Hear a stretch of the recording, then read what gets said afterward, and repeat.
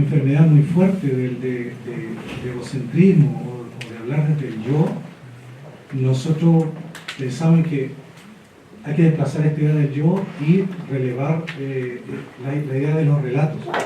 Porque los relatos y los testimonios siempre traen al otro en esa palabra. Por lo tanto, el problema como académico es que será muy difícil hablar desde el yo porque uno no es autor de teorías, finalmente no está trabajando en ideas.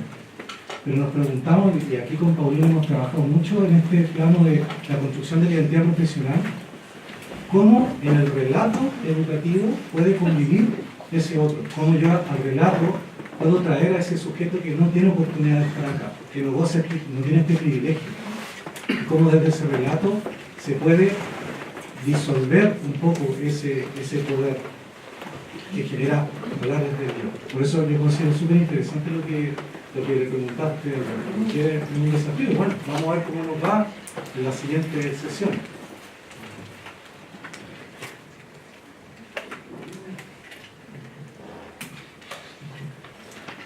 ¿Alguna otra pregunta, colegas, estudiantes, amigos? Tengo una pregunta como estudiante y desde mi humildad de estudiante, porque coño que son puras preguntas intelectuales, pero quizás la mía no lo sea tanto. Pero además que nada, preguntarle cómo se construye esta escuela que usted dice que es desde los propios actores, considerando un tema que vimos ayer en un ramo, que es la relación que hay entre educación y sociedad. Y las demandas de estas mismas que hoy, en el contexto de hoy en día, son muy distintas a las que los actores, o por lo menos yo como futura docente, quiero lograr. Entonces, me cuesta pensar en la construcción de esta escuela que los educadores esperamos en función de las demandas de la sociedad que en realidad son muy distintas. Así que eso. Gracias.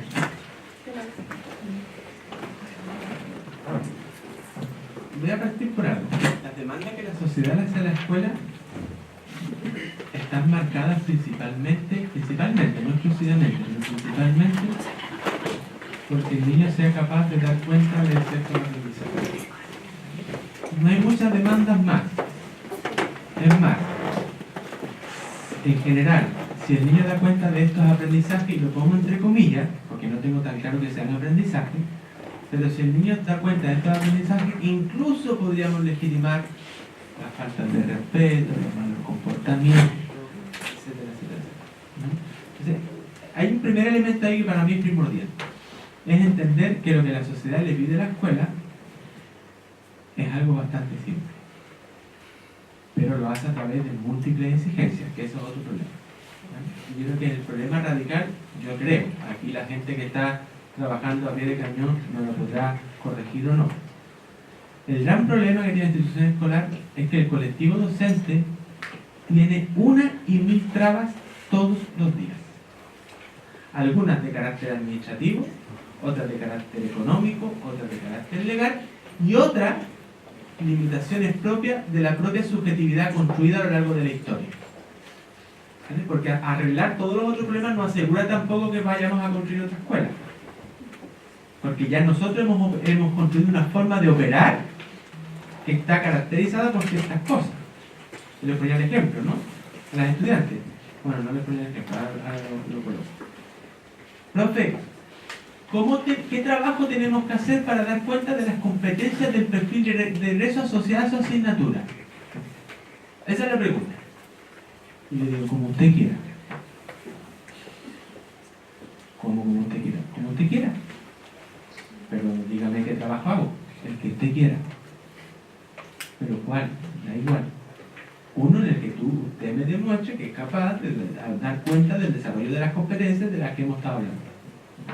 Oriénteme, profe. Construyalo usted. Y nos llevamos meses en esa dinámica.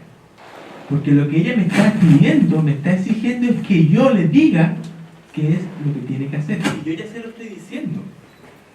Un trabajo que dé cuenta del desarrollo de esas competencias. Pero ella quiere lo concreto. Eso no se lo enseñamos en la universidad, ni se lo enseñaron en la escuela. Ese es el producto de una forma de vivir influenciada por la escuela, por la familia, por los medios de comunicación, etc. Por eso digo que el elemento de la subjetividad también es importante. Es un elemento más de todas esas complicaciones con las que los profesores se encuentran. Dicho eso, yo tengo muchos principios que podría hablar, pero en la mañana yo hablaba de dos que para mí son los primordiales.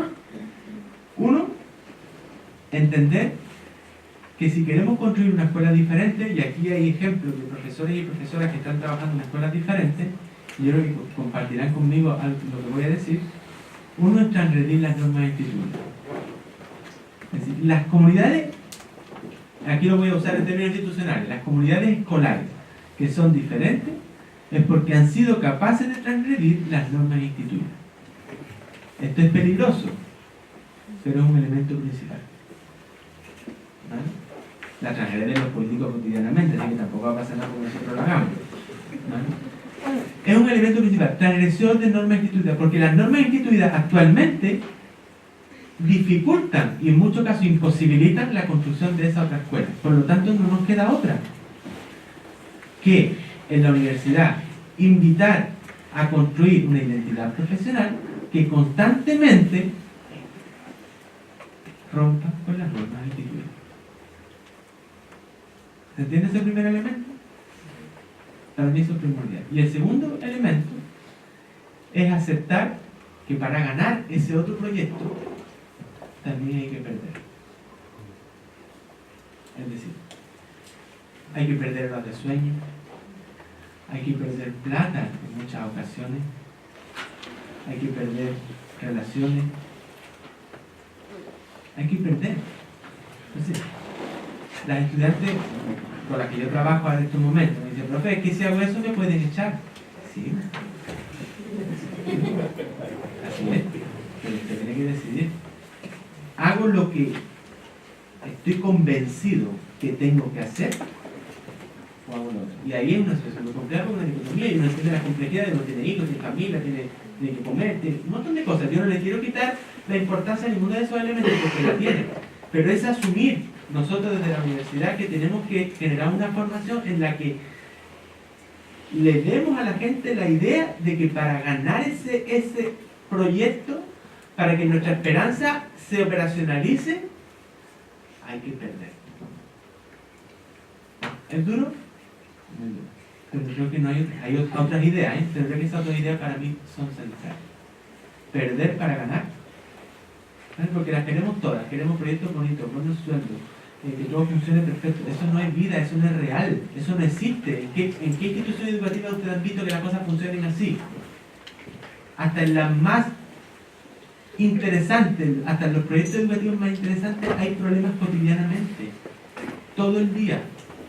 De hecho es donde más hay, porque se están transgrediendo las normas de manera continua. Y eso significa que cuando la directora, el director, el jefe técnico propone una cosa diferente, se encuentra con 20, 30 historias de vida que se han construido no en ese proyecto utópico que estamos trabajando, sino en el proyecto tradicional de escuela. Entonces, en el fondo nos encontramos con gente que no quiere la libertad, que no quiere la autonomía, y entonces hay que construir ese aprendizaje con nuestros colegas. Entonces, transgresión de normas instituidas y perder para ganar. Son dos elementos que invitaría a pensar. Tenemos que ir. Sí, no sé, la última pregunta. A ver. Sí, mira, tenemos por el tiempo, ¿cómo lo hacemos, Paula? Yo diría que cerremos y a lo mejor en el café le puedes hacer la pregunta. Ya, sí, para. Entonces, gracias. Si son muy difíciles, las respondo en el café. Cortito para que compartamos el café, entonces la alterna y después la seguimos conversando. Pero la alterna. Pero la pregunta es, se lo darán más de usted es andaluz, español. Es tal vez el otro de una mirada del norte de España. Tal vez ese niño que dijo una expresión corporálica a esa maestra. ¿No cree que en la identidad profesional de un profesor, la única, yo creo que la solución es la sorpresa? Es la sorpresa de tomar a ese niño y el que nunca se iba a esperar que le trajera a su madre. ¿No cree que es la sorpresa el elemento que hace que ese profesor sea profesional y salga de la estructura del sistema, o como decía él, de que debe ser correcto el niño? puede ser el elemento sorpresa, ese horizonte que rompa, el elemento primordial del profesional. Esa es mi pregunta. Y allá tú. Vale, Sí. yo quería decirle al profe, yo soy también profesor de educación física. Creo que hemos tenido alguna vez la posibilidad de conversar, aunque usted no se acuerde de mí. Yo tampoco soy muy bueno con las caras, no tiene por qué acordarse de mí. No, no asuma que no me acuerdo, déjeme apoyar y si no, si me acuerdo perfectamente. Fue el 2017, ¿no? Martes por la tarde. Ya. Entonces hemos tenido la posibilidad de conversar y hoy también estuvimos en la charla que hizo en la Universidad de La Serena, alcanzamos a oírlo y fuimos hablando con la directora del colegio en el auto y le hice una pregunta y creo que la respuesta, todos podemos encontrar alguna respuesta, pero me gustaría conocerla desde su opinión. Le intenté ordenar en un papel, creo que todavía no estoy conforme. ¿Cómo lo ordené? Dice, considerando las metodologías de enseñanza utilizadas hoy en día, las tradicionales, y las propuestas de adquisición de conocimientos basadas en el rol participativo del estudiante, o sea, dos contrapuestas. ¿Cómo proyecta el futuro de la educación escolar en Chile? Dejando de lado sus deseos, ¿sí? Y considerando además todos los factores asociados, políticos, culturales o sociales, porque si bien en nuestro establecimiento se promueve el aprendizaje participativo del estudiante, muchas veces nos encontramos con que la misma familia de los estudiantes no tienen esa cultura y sería más fácil si la tuvieran. Entonces, ¿cómo ve usted a futuro? Si tiene sustento a largo plazo, yo espero que sí, si no lo tiene igual, creo que estoy convencido con que es el camino, entonces lo voy a tener toda la vida. Pero, ¿qué opina usted? Esa era la pregunta.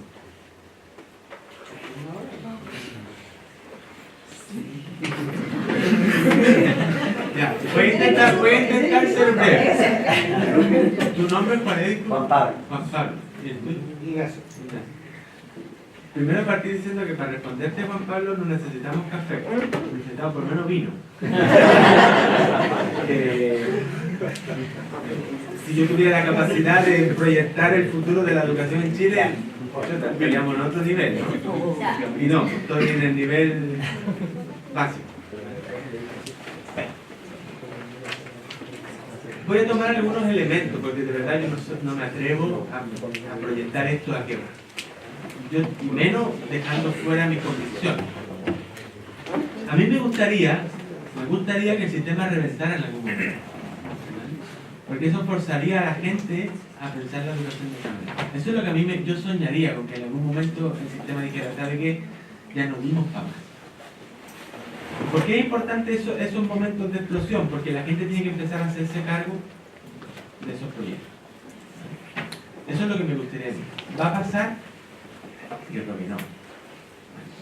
Por lo tanto, estoy inventando, así que no me valide mucho lo que te voy a decir. Por lo tanto, yo creo que durante muchos años vamos a seguir operando en la misma lógica o incluso peor. Recuerden, yo sé que están en la acreditación ahora, ¿no? Recuerden que se viene la acreditación con la CNA, que es otro cuento. No es para meterles miedo, pero es otro cuento. Con la idea de que el proceso anterior se hizo mal, ahora hacerlo bien significa hacerlo más duro. Y uno dice, bueno, ¿y por qué estamos en esa lógica? Si se hizo mal, lo que hay que hacer es corregir los errores.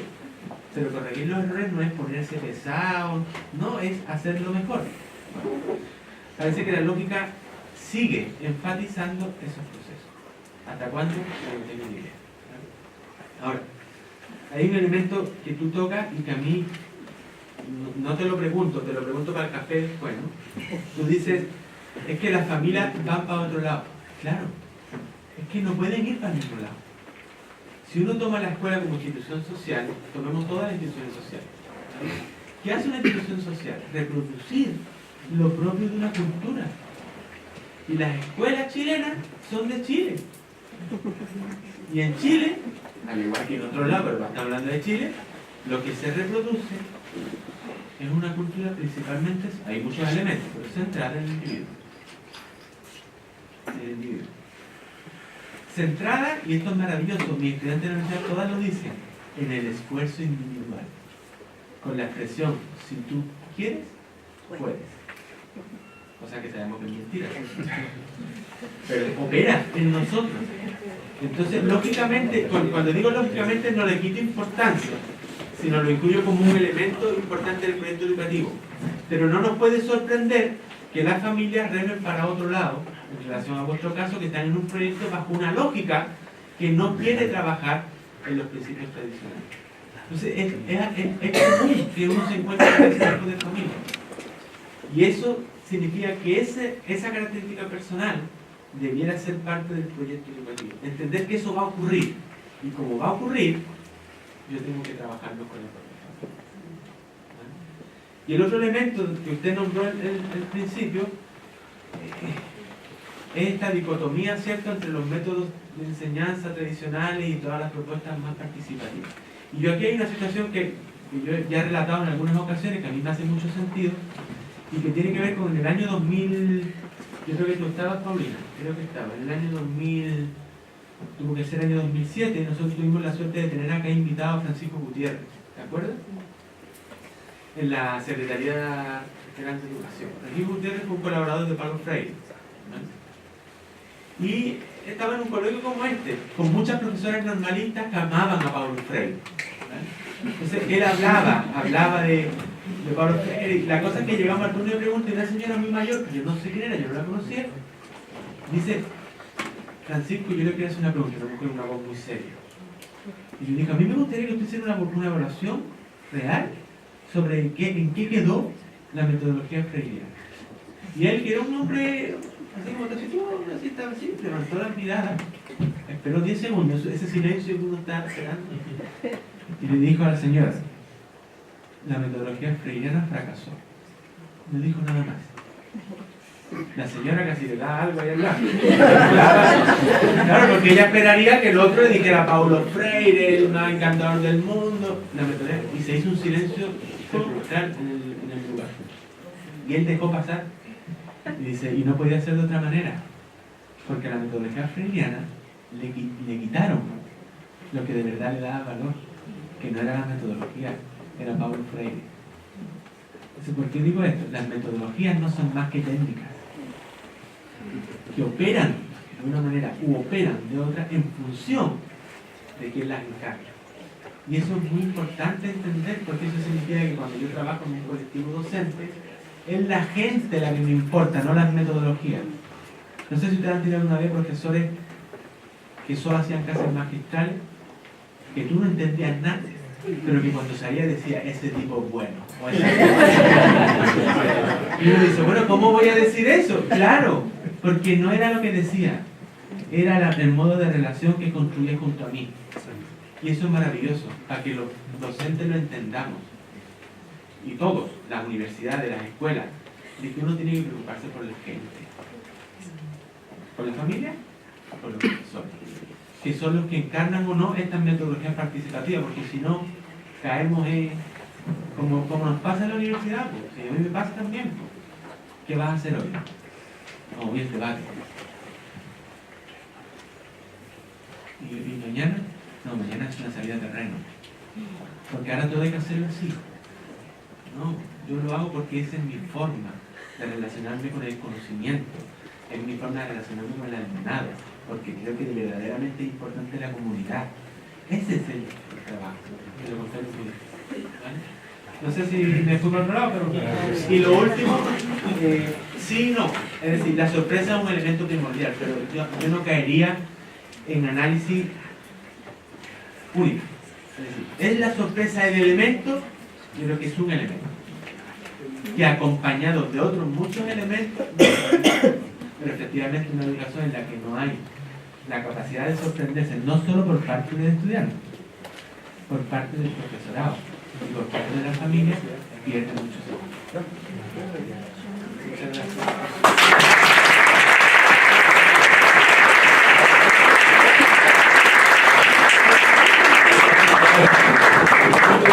Llama a la profesora Ingrid para hacer el cierre.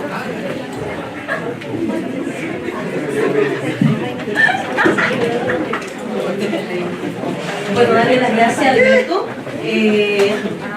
por tan cordial bienvenida, tan cordial aproximación a lo que es un desafío permanente para nosotros los profesores, que es la identidad del ser profesor.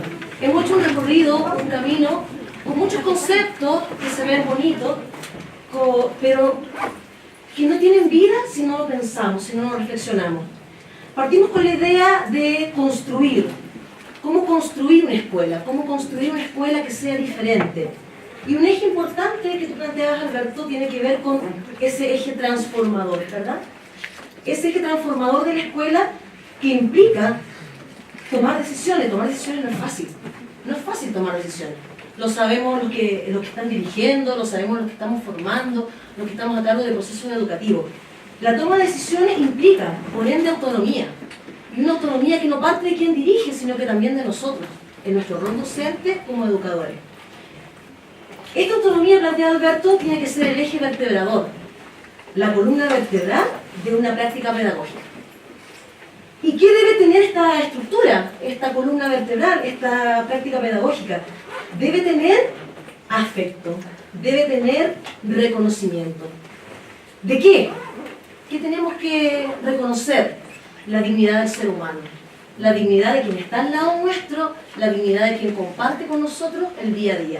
Y eso no es otra cosa que nuestro colega, nuestro estudiante, a quien nosotros formamos. Una educación que sea capaz de pensarse a sí misma, planteaba Alberto, ¿cierto? Y esa educación que sea capaz de pensarse a sí misma es transformadora, desde la relación con los otros. ¿Y cómo se hace esa relación con los otros?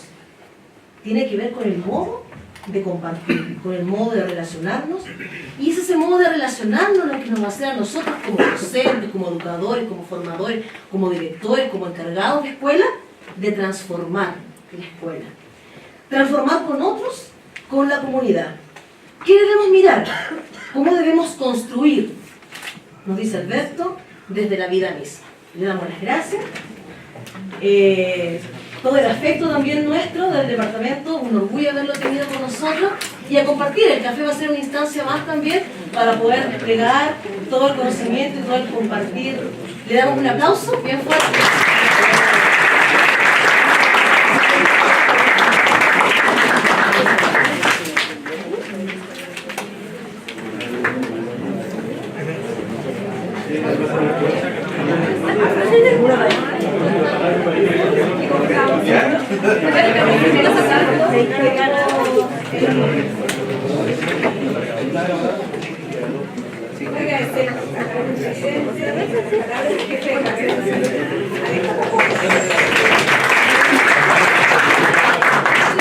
Quisiera solamente en nombre del Departamento de Biología, de los colegas del área de educación, de los que han hecho posible, digamos, esta participación y esta presencia tuya, dar las gracias también a los que han podido acompañarnos y haber hecho de este momento tan coloquial algo tan relevante y tan significativo y tan sentido. La verdad es que lo has dicho, hablar de uno y cruzarlo con lo académico, con los desafíos, las interpelaciones para construir escuela, me parece que fue notable cómo lo has realizado. No podía dejar de pensar, a mí no me gusta citar gente, pero hay una frase de un escritor latinoamericano que señala Gabriel García Márquez, que dice: no somos los que hemos vivido, sino los que somos capaces de recordar y contar. Y en esa lógica me parece que has hecho un excelente relato de tu historia que tiene sentido y valor para nosotros. Muchas gracias.